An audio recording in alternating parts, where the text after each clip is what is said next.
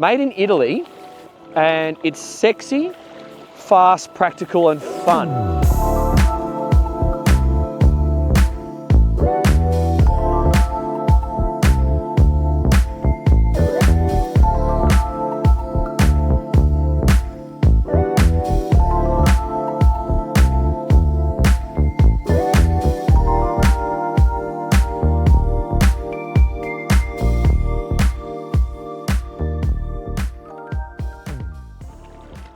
The Lilybaeum Levanzo 25. I said that wrong, didn't I? So any Italians watching this, could you please jump in the comments and correct me, because I have a terrible tendency to butcher your wonderful language. I do apologize. This boat's a surprise. I've just been driving it for about an hour and a half. I was totally wrong about my initial assumptions about how this thing's going to drive. It is so nice and sensible, smooth and solid through the waves, and it's also completely dry in everything we tried to throw at it. So we are going to go for a drive after we give you a quick tour of this boat. Better make sure I don't lose it. Made in Italy, and it's sexy, fast, practical and fun. So it's got some classic vibes. Maybe you could even look at it from some angles and you could see some Chris Craft vibes as well. But as you can see, we have a Honda 350 horsepower outboard on the back. So it's super, super practical, and that allows us to do exactly what we have just done right now and come in close and come up onto the beach. But let's just have a quick look at the hull design, because this is a hull design that really, really works. We've got a wonderful amount of flare. Just come here and have a look. This does a wonderful job. I don't want those waves to throw me around too much. We might have to get on soon. But this flare throws all the wash out at such a sensible angle. It keeps us dry, and I was able to come in at quite a clip and attack some steep waves and some moderate ones, and not once did we take any water over the front. And if we just get the camera up, just see how all of this is completely dry. We don't even have any spray on the stainless, so it's quite an impressive setup. I might as well jump on right now, see if I can do this. My legs are a bit short. Oh, there we go. Okay, so pass me the camera. We're just gonna keep rolling. So we're gonna tour you the boat, and then we're gonna go for a drive straight away, because it's pretty no nonsense. Like, it's an open day boat with beautiful seats, cool, sexy, funky lines, a little bit of storage, bit of weather protection, and that's it. What I might do, I'll just get us away from the beach, so we don't, got a couple of waves in here. Alrighty, so we'll just float around out here whilst I show you some of the details. We might as well start at the back. So, beautiful sun lounging area. You can transit down the middle here. I saw some more cushions down below, so I would assume that we can complete this whole sun lounge setup if that's what you wanted to do. Out here on the transom, we can actually walk all the way around, and we've got the pop-up cleats just here, and then we also have the telescopic swim ladder on the port side just there. Okay, look at the lines. This is really nice vibe, and from the transom, she's quite a sexy thing. Okay, yes, it looks a little bit different having the outboard on the back. Many of you are going to be used to having an inboard in something like this, but then I suspect many of you are also used to repowering inboards or having to spend a lot of money on them when you've left them in the water for too long. So you just don't have that issue, and you can do what we've just done, come in really close and trim the outboard engine up and get off on the beach. Shore power plug in here. These are designed for a wonderful sunshade, which we're going to cut to some B-roll for you, because we can, I know you're thinking, what do I do about the sun? We can protect this whole area, and we've actually got the pull-out shower. Look how that's been done in stainless, high quality there. I'd say, is that for a ski pole? So you can put a ski pole in here, but look at the LED lights. That's so funky. The fittings are a decent quality, and this is not real timber. So this is all flexi teak, and see how wide these gunnels are? You can totally walk around here. So it's just an epic summer platform that you and all your buddies can just think nothing of jump on, and not a lot of setup and not a lot of pack up, because this cockpit is self-draining, so don't worry about leaving it open. See these press studs just here? There's a cover that goes over this upholstery at the back, and there's another cover that goes over the upholstery at the front. And you can just leave this center console as is, or you could probably, if you were concerned about the timber, you could do a little custom cover and just slot something over it if that was important to you. So come in and just, I want to show you the storage, because that is going to be potentially important. So all I've done is just undo the lock just here. There's a button, which Dimitri's doing right now, and then this just comes up on electric worm drive.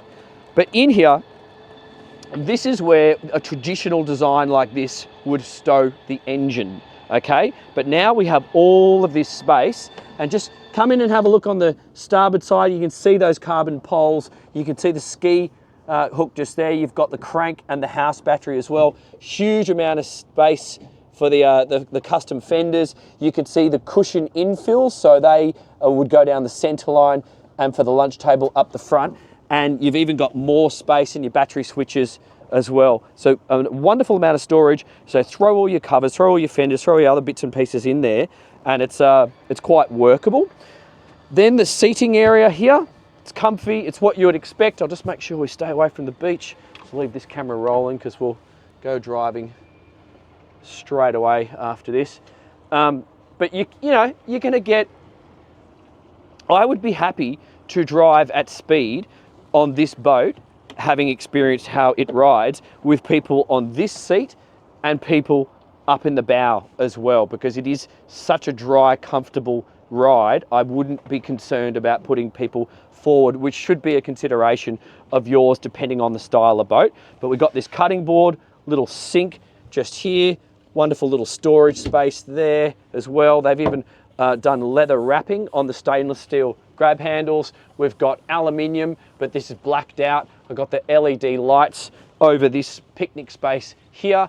Those are the clips for the sunshade, so they join to the leading and the trailing edge of the bimini itself. The center console is workable, it's simple. You've got this leather up here, lovely stainless steel wheel, phone charging, Honda engine controls just here, all your switching, anchor up and down, JL audio, and then our throttle and safety and key start just there.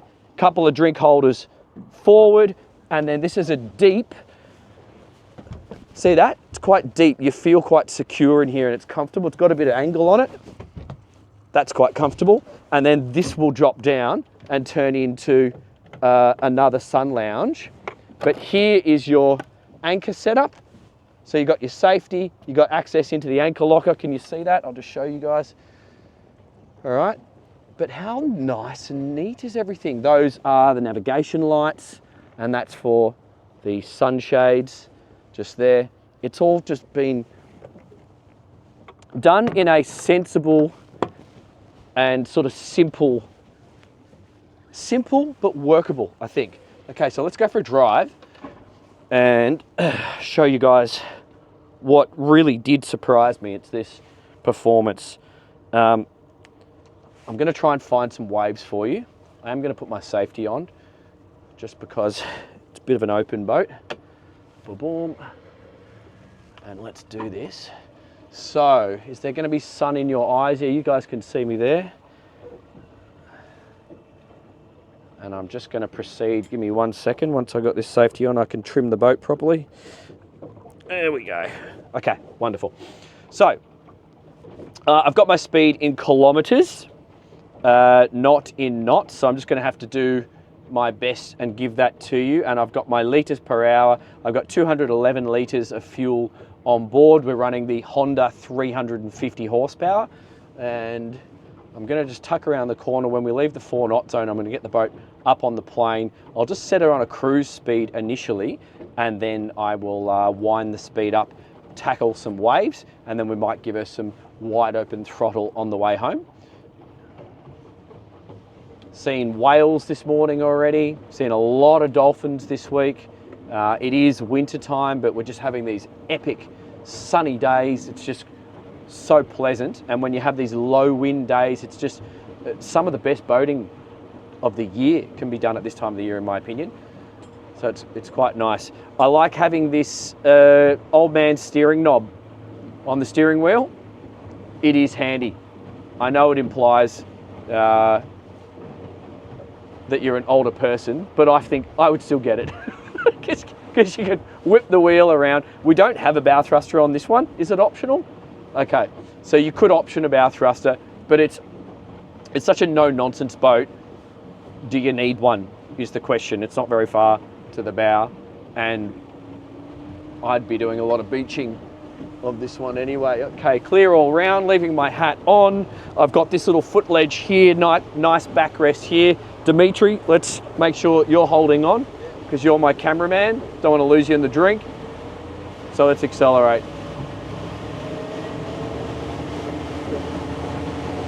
Okay, up to 30 kilometers an hour there. I'm just going to get up to 40 Ks. And I've got the engine trimmed down at the moment. And she's just smooth. So hopefully you can see that there's not a great deal of bow raise. And as I play with the trim, you'll see the wash move forward and aft as I'm changing my trim settings and speed. I'm just coming through at 46 kilometers an hour, and nice slow banking turn to starboard, and we'll just follow the coast here. 46 kilometers an hour, and I'm getting a fuel flow of 36 litres per hour. This is a very sensible speed. A little bit of boat wash coming in from my starboard bow now. So I'm going to turn down here, do a fast turn in a second. We'll still play in the relatively flat water. Going to increase that speed up to 50 kilometers an hour. Beautiful clear water here at the moment. And this was full of dolphins on Monday. No joke, I saw like 40 dolphins, maybe more, just here. Not today. And if I did see dolphins, I would slow down. I don't want to annoy them. Okay. Increasing my revs, 50 kilometers an hour, 4,000 RPM. I've got a fuel flow of 52 litres per hour. I'm going to do a moderately hard turn here. I'm going to turn to starboard, and then we're going to go out and find some waves. Just look at that heel angle, and now I can tighten it up. A couple little waves here, and I'll give it some more power. Look how dry everything is. We're still not wet. Okay, so the wind is actually not interrupting me. I've got my hat on quite confidently. The wind vortices start here and here and here. So I'm fine behind the helm here. I'm just going to cruise over through a little bit of boat wash now. And so now we are entering the part of the harbour where we are exposed to the ocean. We've got moderate easterly swells running and quite a lot of variable boat wash, and then we're also going to get some bounce back on these rocks over here. So you might notice waves coming from all directions, and at the moment I've got most of them from my bow and sort of port side. But as you can see, as we go over some of these waves, the flare is just doing a wonderful job, because I also want you to note that none of that spray is hitting the back sun lounge or the back seat. You'll see that on the drone shots. So it really is going to be a comfortable ride for both you and your guests. So just maintaining 55 kilometers an hour, good speed, checking for traffic, all good. Okay, a few birds in my way, so I'm going to turn out to the port side, going through into a few waves first. I'll actually just bounce through a couple of these. That's some swells. I'm just going straight into some swells here. Super comfortable. Just, thank you. I'll tighten that up. So now I'm going to just take the swells on the beam, going through a little bit of mixture of boat wash. Look at that. Look at that. sending it out to the side. The boat feels predictable. Now I'm going to hold this line. I've got some boat wash going that way and some swell going this way. Let's just see how the hull behaves. That's predictable. Now let's go down some of these waves. I'm just letting the hull do that. Look at it displacing the water, sending it out to the side. I'm maintaining 50 kilometers an hour. Now I'm going to increase my power. I'll just raise my engine trim a little bit. That's 60 kilometers an hour. We are still dry. The sensation is comfortable. I like having my feet on this footrest. Just allows me to put some pressure into the bolster here. So if I was into waves, I can do this and it's just a little bit more comfortable. It's nature's suspension system.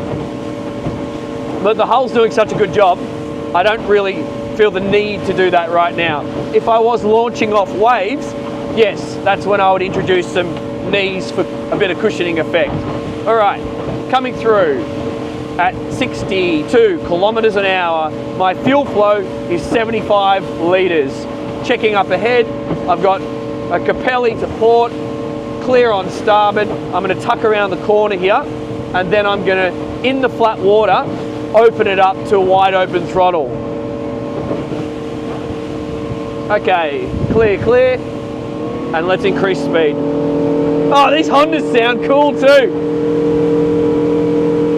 All right, 70 kilometers an hour, fuel flow is at 100 litres, building speed, flat water, raising my engine, 74.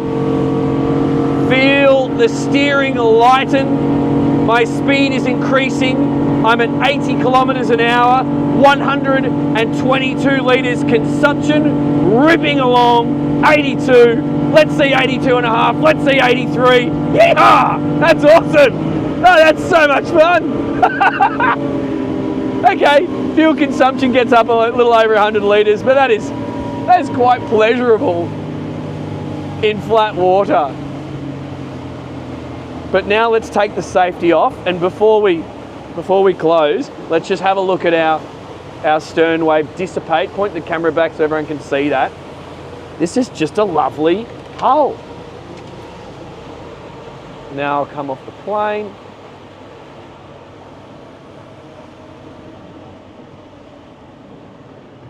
Nice. So I might just tuck back around this corner and wrap this video here. And that's a surprise, guys. That is not every day do I get to jump on a completely foreign brand to me that I can't even pronounce the name and get so impressed by the capability of the hull. So I think if you are somebody who is looking for a cool, it's funky, it's a little bit different. Not everyone's going to be attracted to the styling, but if you like a bit of this classic styling, but if you want no nonsense, if you've had, say, a classic boat with inboards before and you know what that's all about from a maintenance perspective, if you want no nonsense from setting up, no nonsense in terms of cost and servicing, and just no nonsense from a usability perspective, all you have to do on a boat like this that doesn't have a toilet, plan your day around destinations and communicate those destinations with your mates or the girls, because they're going to be thinking, where do I go to the toilet? So if you say, we're going here for brekkie, we're going here for lunch, and we're going here for the afternoon sunset, and if they know that there's a restaurant or a cafe with a toilet at each location, they're going to feel comfortable on your boat. And because you know that you can do these speeds and you're not going to be hindered by adverse weather conditions that blow in unexpectedly, you're still going to get home. You're actually going to have a dry ride on the way home. You can figure out your area of operations for the day, communicate that to your mates, and everyone's just going to have a good time. And that's what it should be all about.